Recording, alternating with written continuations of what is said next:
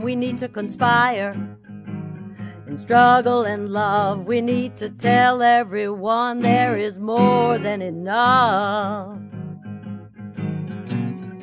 Talk about working folks, war and peace, hungry for honesty, hope and release. Trying to stay alive until I die. I don't ask for guarantees, but I need high fidelity. Welcome to another edition of the Battle for Progressive Media. I'm John Riley, a producer with Out FM, the lesbian, gay, bisexual, and transgender show on listener-supported, non-commercial WBAI at 99.5 FM, and today's host. WBAI is a part of the 5-station progressive Pacifica radio network, which has about 50 affiliates in different parts of the country. This show is not in any way affiliated with WBAI. Today's program will review a recent controversy on the WBAI local station board and look back at the January Pacifica National Board meeting in Los Angeles, where 3 resolutions on race and nationality were passed, including one that called for setting up a Spanish-language news program covering national and international issues based in Los Angeles to begin production in January 2006.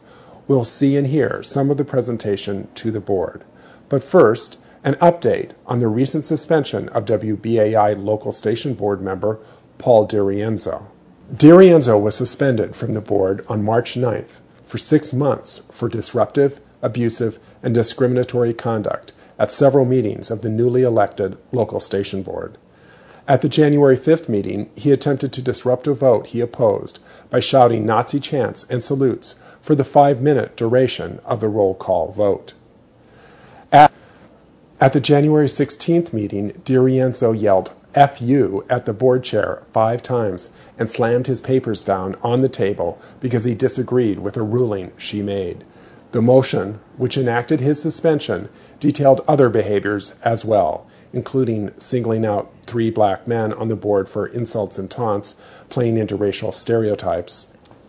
At the meeting at which the motion to suspend him was considered, DeRienzo shouted for 7 minutes that his opponents were anti-Semites and that the chair was a liar, while pacing menacingly up and down the aisles to within inches of board members. DeRienzo and his allies appealed his suspension to the Pacifica National Board, or P&B, which referred the matter to the Governance Committee. At a recent local board meeting, DeRienzo again disrupted the meeting by walking around in front of the room while videotaping, blocking the public's view of the proceedings. He spoke out of turn when Chair Vajra Kilgour asked DeRienzo to film in a more unobtrusive manner. Ultimately, the board passed a motion noting his disruptive conduct. On April 14th, the National Board's Governance Committee rejected a motion to reverse the WBAI board suspension of DeRienzo. A final decision will be made by the full National Board in a conference call on Monday, April 25th. Meanwhile, the Governance Committee is starting to formulate general rules for disruptive behavior by board members. Turning to our second topic tonight, at the Pacifica National Board meeting in Los Angeles, held on January 15th through 17th, long-postponed issues of broadening and enforcing policies to fully include communities of color and immigrants in the network's broadcasting, staffing, and governance, and to deal with manifestations of conscious or unconscious racism were finally addressed. On 3 occasions in 2002, 2003, and 2004, previous boards had mandated adoption of broad policies on these issues, but no implementation had occurred. For 4 hours on January 17th, the board grappled with 4 motions to move these policies forward. 3 of those were administrative, but important: hiring coordinators to make sure the work is accomplished, developing funding streams, and setting up an expert commission to recommend affirmative action policies. These proposals were referred to committees. 2 other motions were passed outright. The first, to establish an international Spanish-language daily news broadcast. The second, to mandate anti-racism, anti-oppression trainings for board and staff members at all 5 stations. Pacifica National Board member Bob Lederer a staff representative from WBAI, began the presentation with a history of attempts to break down barriers to the full participation of people of color at all levels of the Pacifica Radio Network. My name is Bob Lederer. I'm a member of the National Board from WBAI. But in addition, I've been working on issues of race and nationality in Pacifica over the past about 3.5 years. And I'd like to give a little bit of a very quick, so I just wanted to start with a little bit of historical background. I know Ambrose has much of the kind of big picture of how racism has played out in U.S. history, and I guess he'll be getting to that in a few minutes. But what I'm going to talk about is the history of race issues at Pacifica very quickly.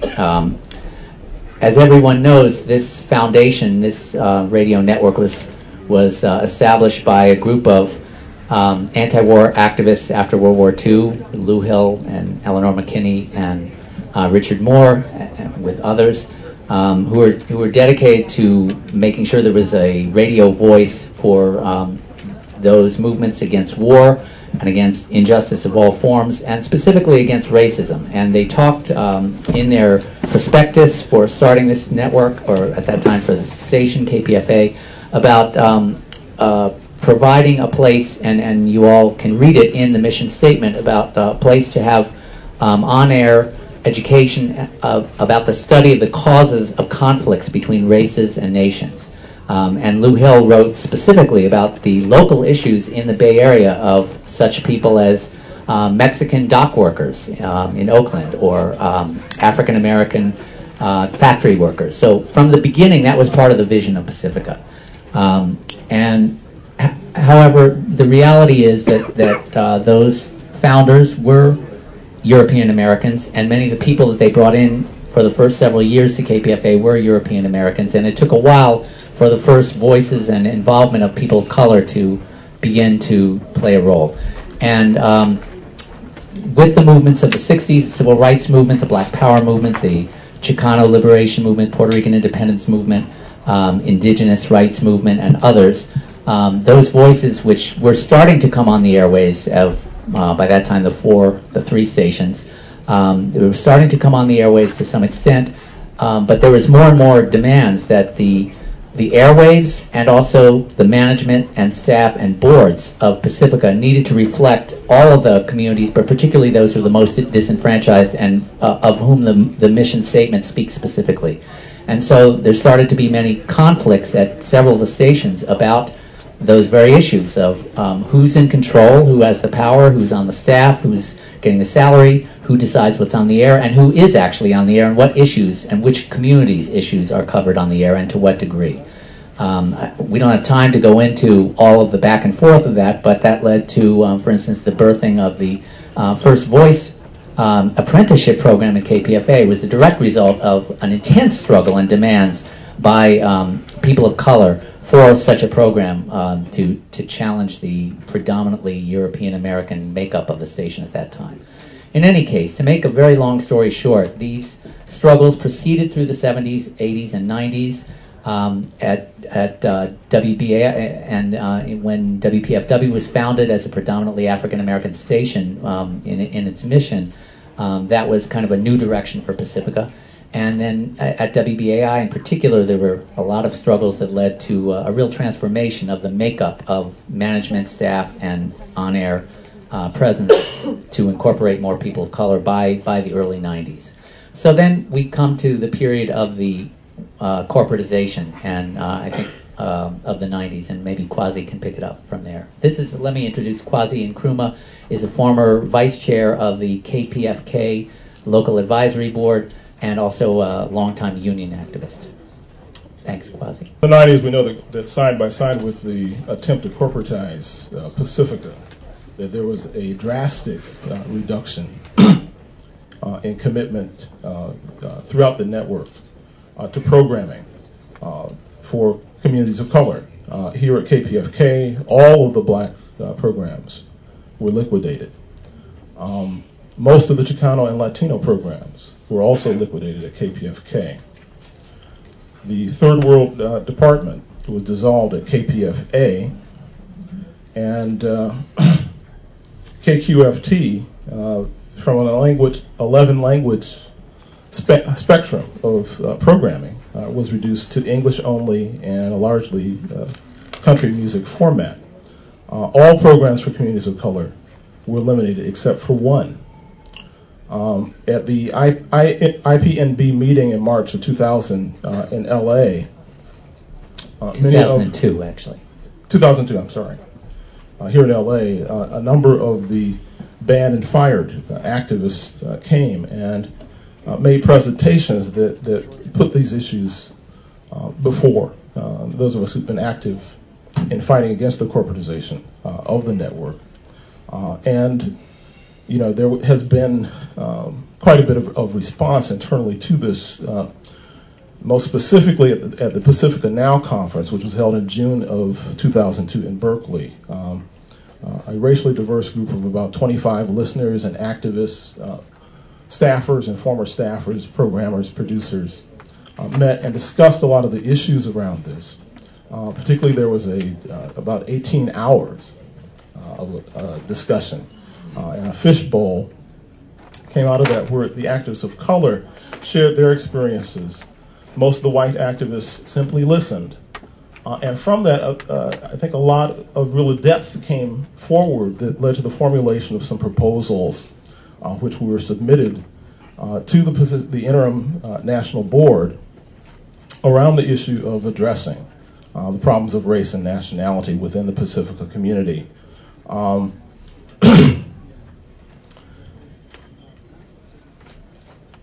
I think that we should probably review some of the basic highlights of what was included in that document, that policy. Do you want to go ahead with that, Bob, and then we can kind of... Okay, sure. In a quick nutshell, and now these points are not here before us today, but this is the overview into which today's 5 motions fit. This is a very ambitious and comprehensive policy for addressing these historic imbalances and injustices within Pacifica and to try to transform them. And let me add, as far as the basis for this, that not only was there the experience of programs being removed from the air, as Kwasi said, not just at KPFK, but actually at several of the stations during the 90s, but there was also this finding that we made from our 18 hours of dialogue. Throughout our dialogues, and Kwasi and I were 2 among the many people who were present during this. Throughout our dialogues, we heard countless stories of producers of color who were rejected for jobs and programs, disrespected, harassed, fired and banned. We heard of tokenistic gestures and pigeonholing. We heard of non-existent or underfunded training programs for youth of color.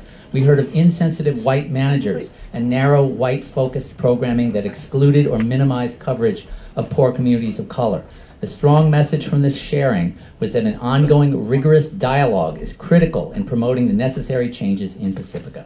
And then specifically what we called for, very briefly, were 8 points. First, under education dialogue was for training and workshops, and today we're going to bring forward a motion about training.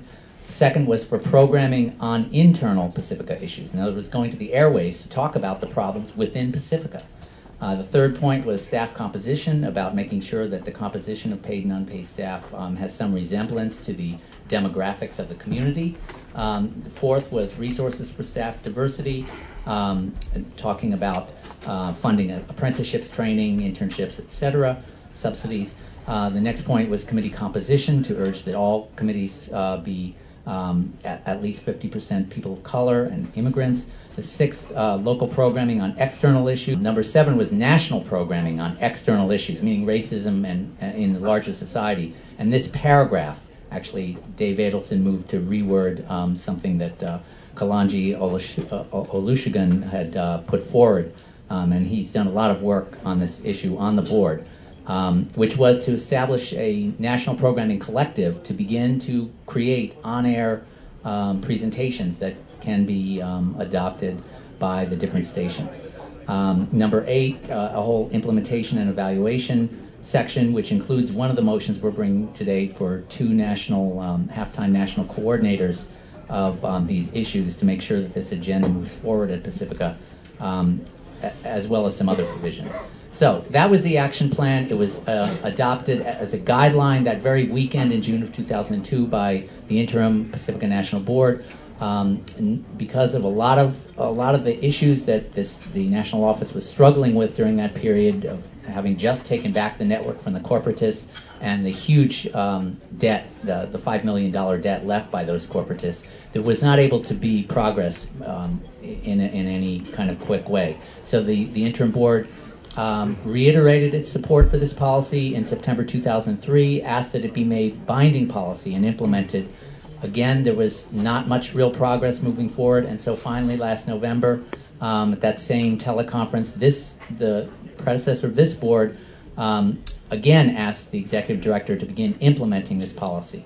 And so the first step was taken with the National Programming Collective motion that was passed, and that brings us to today, where we have 5 motions to begin to implement pieces of this agenda. And let me just emphasize in closing that these are only the beginning practical implementation of a very comprehensive plan to make sure that we fully realize our mission, but there will be many more steps that the committees of inclusion, we hope, will play a major role in bringing to fruition. It'll be the time to go to public comment for 15 minutes. Public comment on what you've already presented. Right. Okay. Room for an international Spanish language broadcast. We're opening the door to a hemispheric network of affiliates that can be served not only by news, but all kinds of other programming, so that a Pacifica en Español could develop as a parallel organization almost. And then I thought, when I was program director at KPFT, we broadcasted in 11 languages. We had Arabic programming by Palestinians on the air in Arabic. We've had Persian programming on the air in Farsi. We could serve all of those communities. We could serve the world. And it's necessary that we do so. It's necessary because we're in the age of globalization. We're in the age when oppression is global, when the circuits of capital and profit are globalized, in a situation in which our ecological crisis could wipe out 95% of all species by the end of this century. We have to have a global movement of resistance, and that global movement of resistance has to have a global means of communication. And so I call on you to support this resolution and to pass it. And I'm now going to introduce, to give you a clearer sense of the vision for the Spanish language news and of the possibilities in terms of production and organization, I want to present to you Eva Cristofalo Fernandez and Fernando Velázquez. I'm Eva Cristofalo Fernandez. I'm a subscriber to KPFK, KPFA, and WBAI. I've also been, at times, the KPFK news editor as well as a producer, and I'm one of the writers of the original proposal to bring Spanish language news to Pacifica 2 years ago. I'm here today with more than hopes of demonstrating to the board the need for a daily 1-hour Spanish language newscast, but to be part of the catalyst for the actual implementation of whatever steps are necessary for its immediate realization. My name is Fernando Velázquez. Before I go on, I'd like to present some of the members of People with Labores Bilingual News team. Please, guys, stand up. Stand up. Come on. Kelly, come on forward. Yes, come on forward. Come on forward. There's talk about diversity. We're doing it. Let's talk about youth. We're doing it. This is no longer a theory for us. We've been doing it for a year, folks. It is possible. Okay? Please introduce yourselves, guys. I'm Dan Fritz. I've been working with Fernando for about 6 or 7 months now. It's been very good. My name is D'Angelo Jones, and I've been working with Fernando for about 4 to 5 months now on the bilingual news show in the morning, People Without Borders, and it's been a very, very good experience for us. I'm Shaina Poor, I'm age 14, and I've been working with Fernando for about 7 months. My name is Samun Jalali Poor, and I have worked with Fernando for about 4 months. My name is Adam Ayala. I've been volunteering with Fernando for about 4 to 5 months, and it's been a great experience. I'm Kelly Barnes. I met Fernando over 10 years ago in the evening newsroom, and I continue to support his efforts and learn something every day. I'm Norma Martinez. I've been working with Fernando for People Without Borders for a year and a half, almost a year and a half. That leads me to my next point. Needless for me to say that the United States democracy mechanisms, the democratic system of the United States in bankruptcy. It's totally bankrupt, and we don't need to recall what happened in 2000 in Florida and what happened in Ohio and Florida just a few months ago. If we look back, if we look south into South America, countries that had military dictatorships imposed by Washington for decades, in some instances over 20 years, as in the case of Brazil, we have the emerging social movements where the political parties have been debunked, have been displaced, and have become obsolete because they saw that the one thing that we have a consensus of, that the political parties are corrupt and obsolete in the United States, but we don't have the guts to face it and displace them. In South America, as in places like Bolivia, places like Venezuela, they're already doing it. In South America, in Argentina in particular, 4 times, not once, not twice, 4 times they have overthrown a president. In Ecuador and Bolivia, they've done the same thing because they don't believe in the corrupt system. The status quo is no longer acceptable, and we owe it to the people of the United States to bring those voices, to bring those skills of social organization to the people of the United States, and in Spanish or bilingually, and to make sure that they understand that there is also another alternative, another worldview as possible, and they're doing it. Eva. Bravo.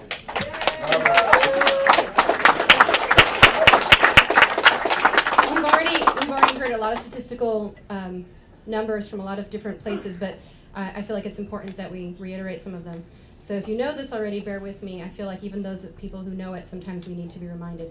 Spanish is the world's 3rd most spoken language after Chinese and English, and it ranks 2nd in terms of native speakers. That's a huge amount of people. Today, there are nearly 500 million people across the world who speak Spanish, and it's the mother tongue of about 350 million people. That's a large portion of people. It's the 2nd most used language in international communication. There are 29 million U.S. residents who speak Spanish at home. That's approximately 1 of every 10 U.S. residents. The U.S. Latino population has grown by 60% in just 1 decade. The buying power of the U.S. Latino population is expected to exceed 926 billion by 2007. The dramatic growth of the Spanish language and Spanish-speaking population has sparked worldwide demand for Spanish language radio, newspapers, and other media. In 2004, for example, China launched a Spanish television channel. The growing purchasing power of the Latino population and their numbers has generated a series of changes among radio broadcasts in the 2nd largest radio market in the United States, in Los Angeles, where top-rated radio stations broadcast in Spanish.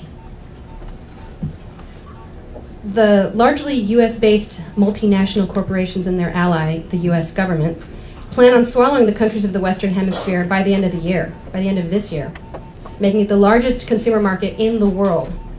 Most of this population speaks Spanish. This should highlight the critical importance of our having a mechanism in place to effectively carry on the Pacifica mission. These corporations already ignore national borders, moving freely throughout the world in search of profit. Working people are still bound by international borders set by the ruling classes. Now is the time for Pacifica to take bold steps and cross these borders, bringing the mission throughout the Western Hemisphere and beyond, even if other stations in the country are not yet thinking about this. This programming is an important step in the much needed process of strengthening of our ties and solidarity with and within the United States and without the United States. It is only a step, obviously, but we must begin at the beginning. Putting together all the countries of the Western Hemisphere, minus English-speaking nations, approximately 400 million people here in this, our America, speak Spanish.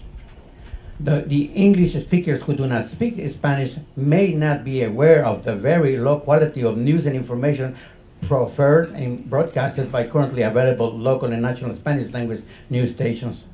A lot of progress has already been made in the establishment of strong working relationships with several networks worldwide. That's by people with labores at KPFK.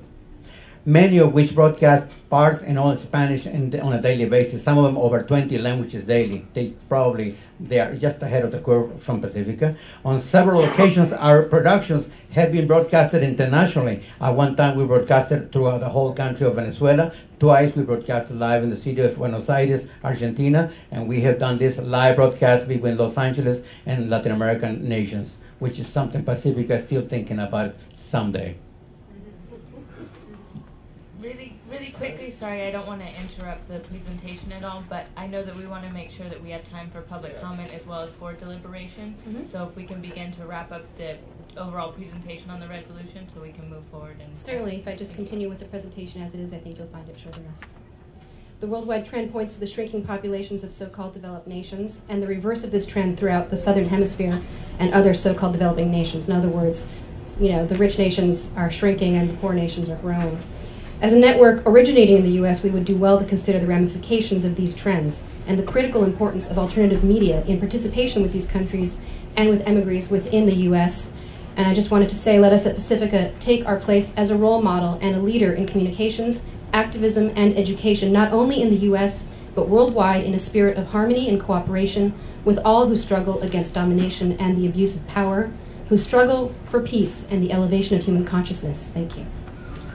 Finally, in my visits to the World Social Forum in Brazil and international gatherings of activists in Venezuela, I proved that most people in the world do not know who Pacifica Radio is, which is really a sad commentary for us. We propose that we change that we are part of the community of nations, and we should act and live as such. Thank you very much for your time. The motion on the International Spanish Program, I hope will very easily pass through this progressive forum. I don't think there should be any debate about that. But I want to plead that if it is being considered by the National Program Council, there is no way you want to talk about globalization or neocolonialism without also thinking of Pan-Africanism, the African region. I think that it should, our consideration should also include international news that deals with Pan-African issues. Indeed, for those who are exploiting the world, Africa is seen as the last unexploited region of the world, whatever you want to think of in terms of diseases, in terms of anything. But if you're talking of neocolonialism, all our teachers and forebearers, black and brown, teach us of the essence of solidarity. And the reason for that is because they know that these issues and these regions go together, whether you're exploiting Latin America and Africa. But I think this resolution should pass through. The resolution calling for a new daily national Spanish language program sponsored by Pacifica passed and is slated to begin January 1st, 2006. That's all we have time for. Tune in again in 2 weeks, that's on May 9th, for the next episode of the Battle for Progressive Media. Remember to tune in to WBAI at 99.5 FM every day. This is John Riley for the Battle for Progressive Media.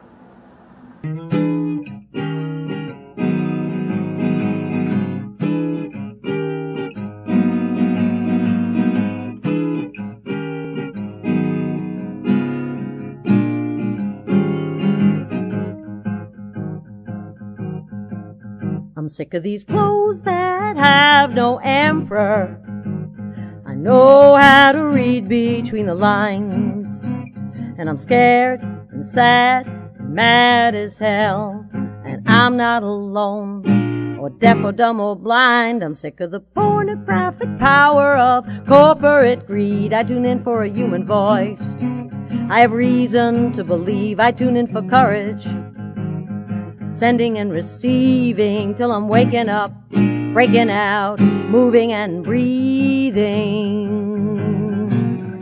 Talk about working folks, war and peace, hungry for honesty, hope and release, trying to stay alive until I die. I don't ask for guarantees, but I need high fidelity with integrity, high fidelity and authenticity, high fidelity. I'm working so hard for every dollar, I'm counting every nickel and dime. Every hour of my life, someone's selling me lies, like the best things are things I must buy. Sometimes I lose my way in the maze of my mind. In this eternity of the moment we call time, we need to conspire, instruct